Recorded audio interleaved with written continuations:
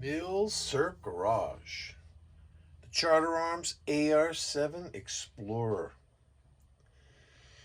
Boy, there's some history here. So let's talk about this weird looking rifle. Has its origins in some military stuff after World War II, believe it or not. So after World War II, we had these long-range strategic bombers. Now, kind of like for the first time, that it's like the nuclear age now. So it's like it was just all about any country messes with us, we have to be able to fly all the way over there and drop a bomb, flying over some like inhospitable territories. So the military, the Air Force, designed the first purpose-built survival rifle in the military. This was 1949. It was designated the M4. It was a magazine-fed bolt-action rifle manufactured by Harrington and Richardson. It was chambered in .22 Hornet, and it came apart and was kind of like with a thumb screw, whatever. It was their first survival rifle, the military. Weighed 4 pounds. And a few years after that, a second design was adopted. It was the M6. It was an over-under .22 Hornet 410 that folded into the length of its 14-inch barrels. That was manufactured by Ithaca. Now, here comes along a division of this company, Fairchild, called Armalite. Armalite, baby. This is the... Armalite is the origins of AR. Where, like the military and even some supposedly knowledgeable firearm people think AR stands for assault rifle. It does not. There's no such thing as an assault rifle. Or there is, it just could be any rifle. Any rifle that you assault somebody with would be an assault rifle, right? You could have an assault golf club. All right, I'm not going to get into it, but this assault rifle thing is really just something for, it's rhetoric. It's like media rhetoric in a way. AR-15 is not assault rifle number 15. It stands for Armalite rifle. It's a company. So the AR-5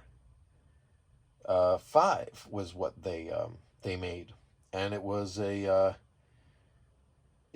mirrored the M4's bolt action .22 Hornet concept. Here's a picture of the two. Here's the original M4, and then the concept AR. What was it? AR-5. Was it AR-5? Yes, it was AR-5. In the inset is the AR-5. This was what the Armalite, Eugene Stoner, everybody, there you go, made that. And it was adopted in 56, I believe. And let's see, where do we go from here? The AR-5, how do we get from the AR-5 to the AR-7? Well, the AR-7 production started in 59, late 59. They kind of made one for the, was this made for the civilian market? I'm looking here quick to see. It was, I'm not really sure. I don't want to say something here, Sailors. I know there's a lot of fans out there that are ready to jump on the first wrong piece of information, but basically, that's what led to it. Now they're making the AR-7, and Armalite first made them. Here's a picture of what it first looked like. It had like this brown stock look to it or whatever. These are the older ones, and they made them. Armalite made them. Let me get out where's my timeline? I got a timeline. Hold on, I gotta find my timeline. So Armalite made them from 59 to 73. Charter Arms here bought it from them, took over in 73. They made them from 73 to 90. I think Armalite kind of died back then too. They sold the design to them, but yeah, I don't think they were around much longer than that. Then a couple of other companies had it. Survival Arms in Florida. Some other company. Henry makes them now, but they bounced around between a couple of different companies. I have it here all in my paperwork. Some good things to read. I don't want to just make a video and then tell you what to read, but Wikipedia has a good article, Armalite AR-7. They also have this list of Armalite rifles, which is really cool if you just wanted to take a look. It's see, the AR-5 is the first one they made, and then AR-7 right there. A lot of history to this, even though it's just some Charter Arms, like 70s into the 80s knockaround thing. That's why I just wanted to touch on the history. It's not that far away from right into the AR-15 with the M16, you know what I mean? So it has a good background, a good solid DNA in this thing, you know what I'm saying? And yeah, so Charter Arms. Let's see what take over with Charter Arms here. How does Charter Arms make them? Well, Charter Arms makes them mostly aluminum alloy. There's a steel insert here in the barrel. Henry, it's a plastic barrel with the steel insert. And whoever took over after Charter Arms, I forgot, what did I say it was, that company? But whoever they were, Survival Arms or whatever, they made like an all-steel barrel. They didn't put an insert in it. So there are some differences if you get these different ones. So if I say it's all alloy and the barrel's alloy with a steel sleeve, you might find one that's from the company that took over after this, and it doesn't have that. But Charter Arms configuration, and Henry, of course, they're plastic barrels. I wouldn't know if I would be able to deal with that. This seems to work out great. These are the ones from my childhood, you know what I mean? This is when I was looking to buy a 22 at 10 years old. And I'm going to get into that. I'm going to show you. My father bought me this book. I got a really cool story. We'll get to that. But when I was a kid and I was trying to figure out what 22 to buy, this was up in the running, you know what I mean? And I'll show you. I mean, it's not an AR-7 video if you don't take it apart, right? I mean, I have to take it apart and stow it away. So the barrel comes off, right? Mag comes out. There's a twisty turny down here. And this comes off and takes off the receiver. And there you go. That's the whole rifle apart that fast. And then back here, we got a waterproof rubber seal. We got the receiver goes right in here. Magazine goes right in here. Sorry, it's upside down. Magazine goes right in here. Barrel. Now it's a 16-inch barrel, but you know how it's always like a little more than 16 inches. It's always like 16 and a quarter. They just want to make sure they're not like, you know, nobody gets arrested for a felony because of some ruler or something. You know what I mean? Like that's off by a quarter of an inch. So it's always a little bit longer. But what's amazing is that it fits all the way in. It comes all the way up to this edge, not this edge. See how it's built?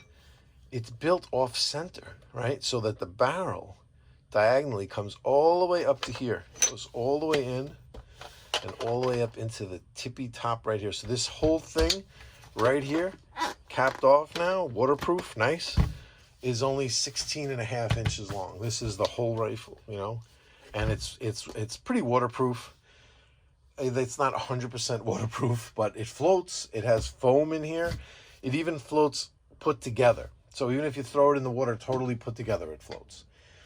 So the floating thing isn't a big thing, but it pretty much stays dry in here as long as it's not literally submerged underwater. It probably leaks, you know what I mean? But for all general purposes of in the rain, in a bag, or something like that, it's going to stay pretty dry. And considering that it's Parkerized and all aluminum and plastic and rubber, did I say that this was Cycolac plastic? I don't know. It's C-Y-C-O-L-A-C. Never heard of that, but that's what this plastic is. Pretty strong stuff, if you ask me, you know.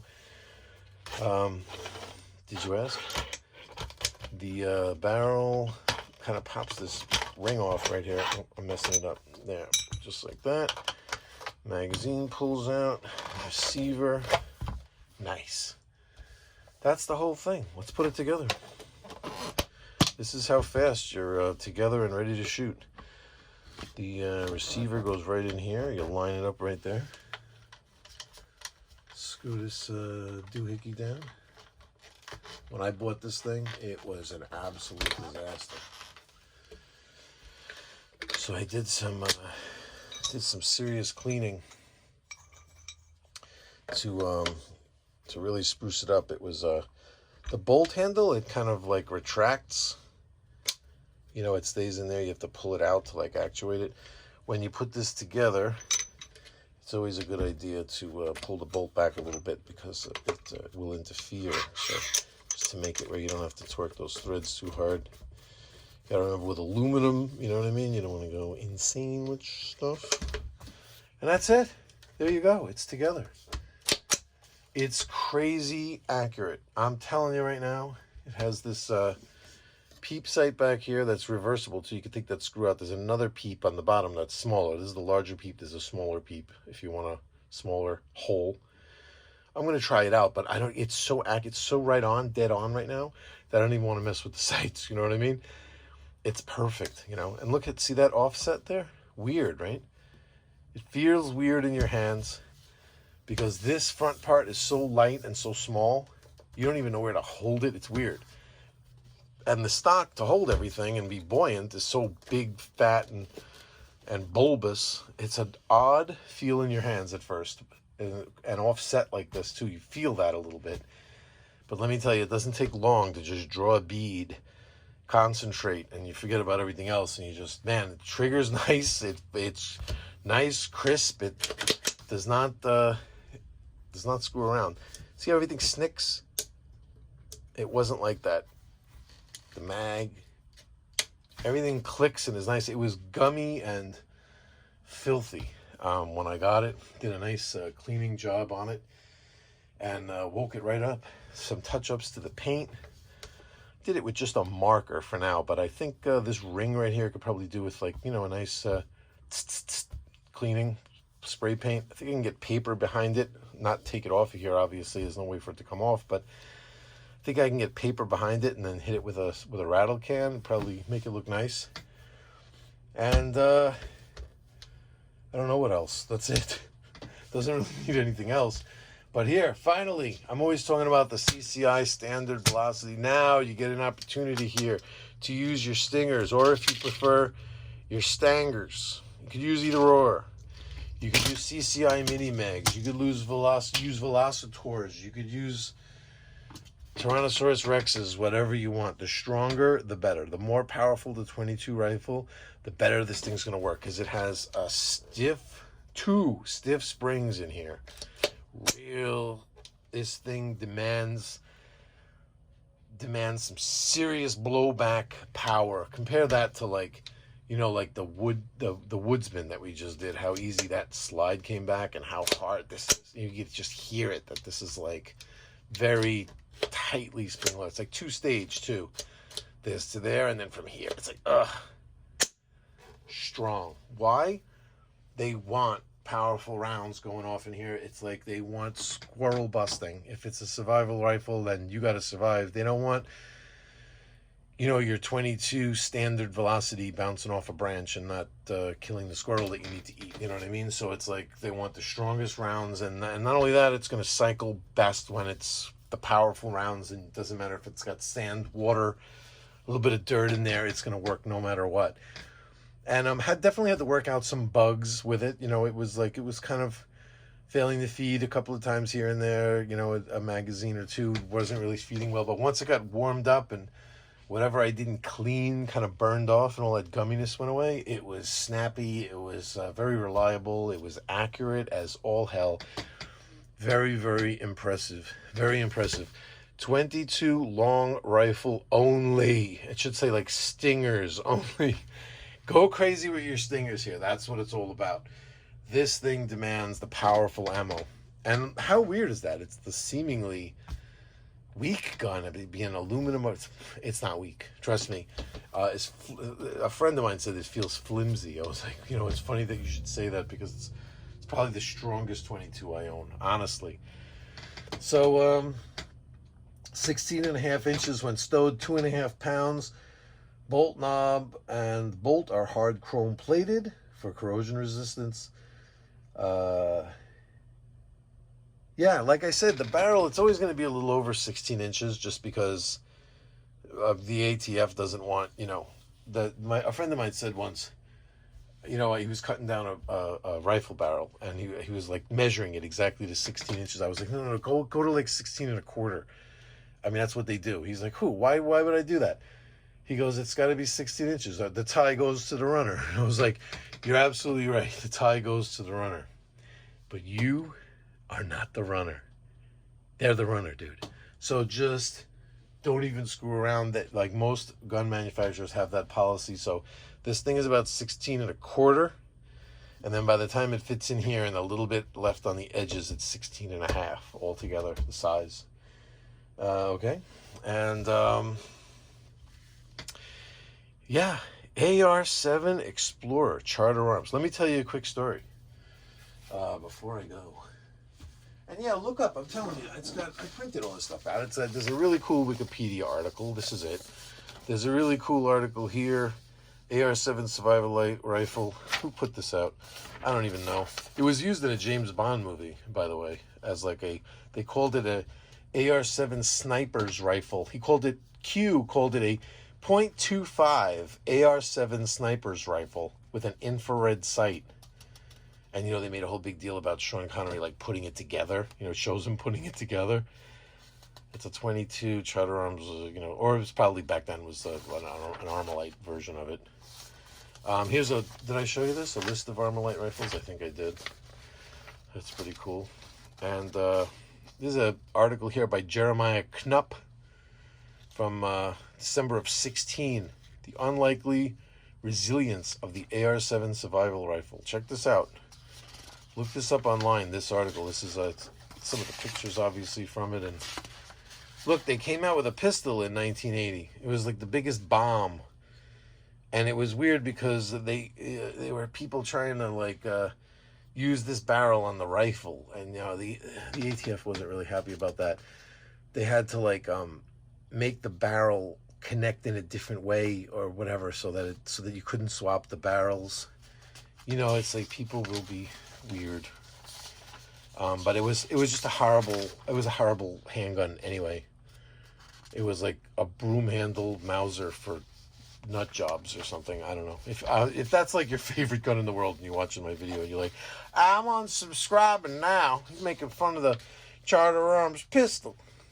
Bastard. Well, I'm sorry, but I have no interest. It's rated as the worst handgun ever in a lot of different worst handgun ever, articles. So, and this is the Israeli version of it. This is the Israeli pilot's rifle.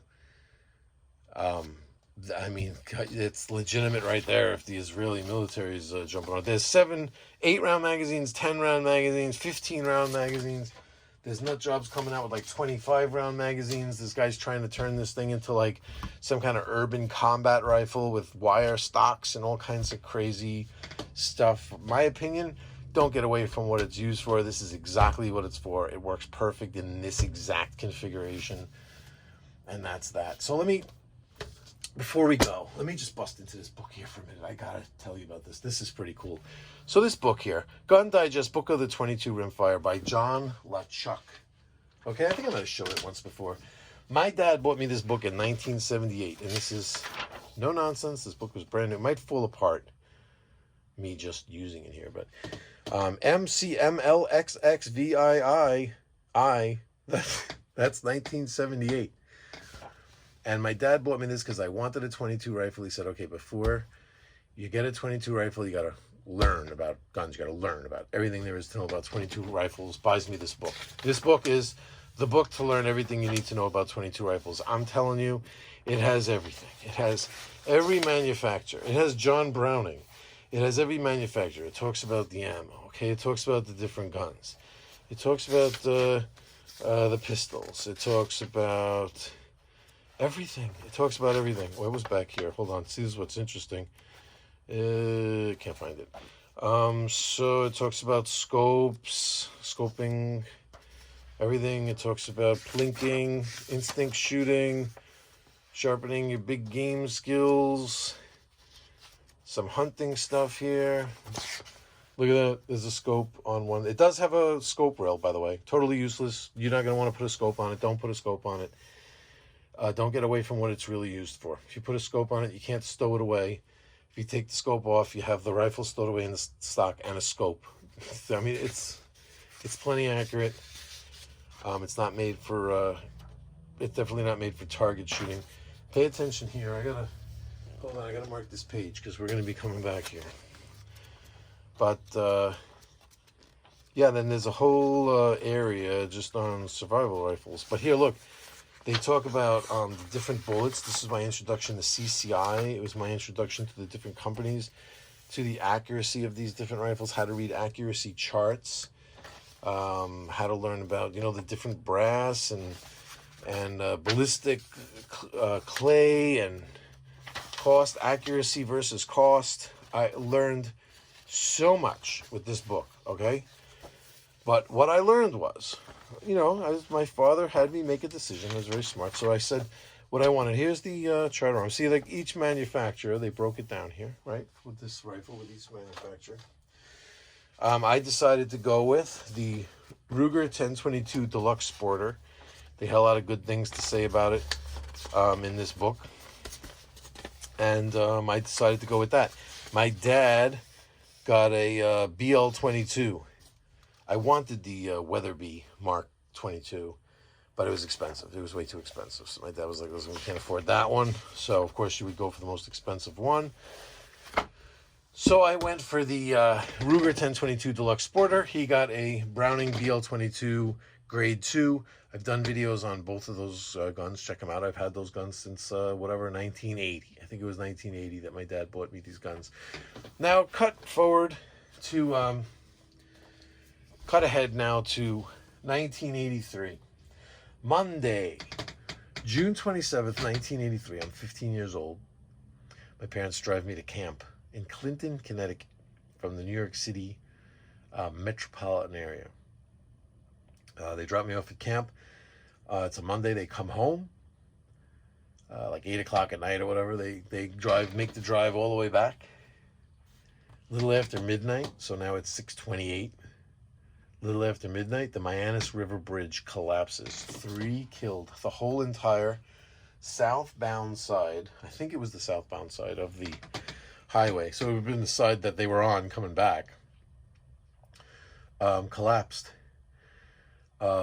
Very scary, as a kid, knowing that happened, and there were a lot of kids who, whose parents dropped them off that were worried when they heard about that their parents were okay. I remember, it wasn't the days where you could just pick up a cell phone and just call. It was like just getting on the phone. Every camper was like lined up calling home to make sure their parents were okay. It was a scary time, right?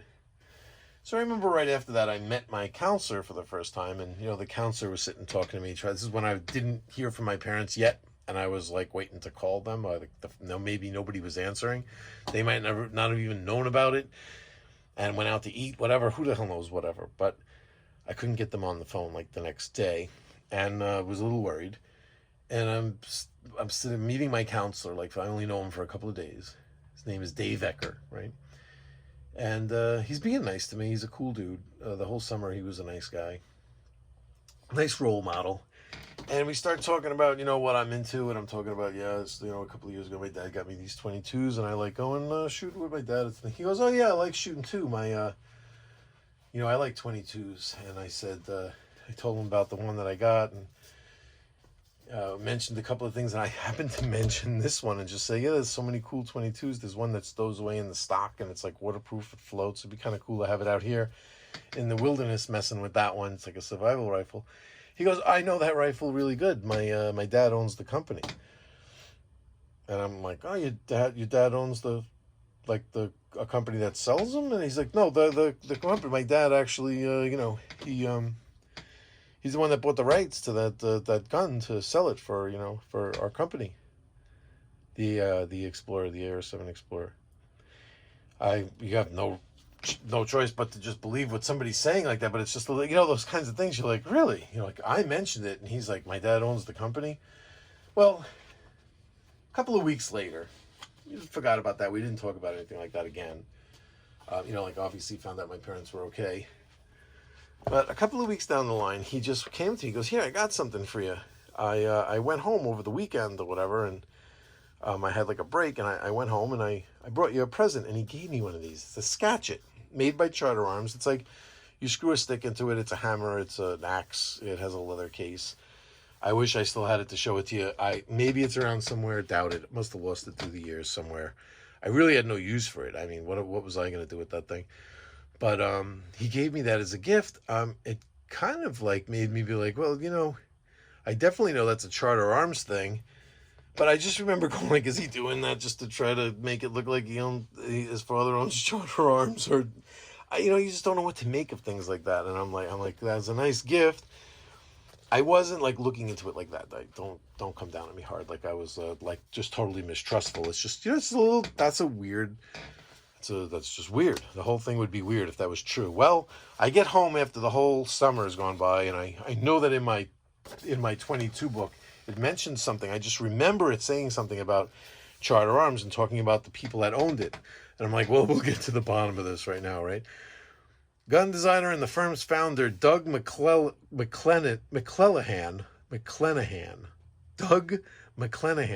supplied the product. Partner Dave Ecker collaborated in the management.